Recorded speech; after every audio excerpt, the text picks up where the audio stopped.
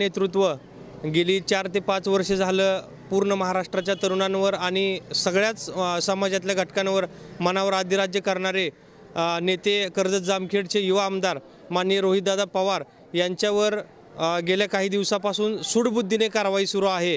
तर त्या सूडबुद्धीला कुठेतरी चांगली बुद्धी द्यावी आणि दादांना ह्या चौकशीपासून लांब ठेवून जे काही पाठीमागे चौकशी झालेली आहे ती चौकशी पूर्णपणे आता ईडीची संपलेली आहे आणि इथून पुढच्या काळात जर का दादांवर अनावश्यक कारवाई करण्याचा प्रयत्न केला तर राष्ट्रवादी काँग्रेस पार्टी ती कदापि खपवून घेणार नाही।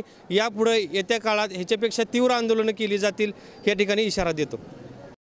रोहितदादा पवार यांना ईडीनं जे दुसऱ्यांदा चौकशीसाठी बोलवलं, भाजपचे ईडीला पुढं करून त्यांच्या विरोधातले जे पक्ष आहेत त्यांना नामोहरम करण्याचा जो प्रयत्न करते त्याचाच हा एक भाग आहे।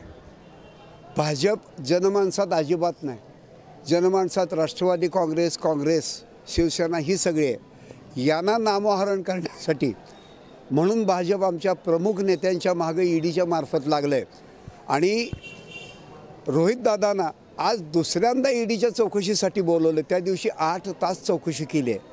असं रोहितदादांना काय भारत विकलाय काय कुठं नेऊन? एवढं ईडीला दादांकडे काय सापडलं? जे आहे ते सगळा स्वच्छ कारभार आहे, त्याची उत्तरं दादा त्यांना देणारच आहेत। पण हा जो आमच्या अन्याय चालला आहे आणि लोकशाहीला जो संपवायचा जो भाजपचा जो डाव आहे तो आम्ही कुणीही कदापि यशस्वी होऊ देणार नाही।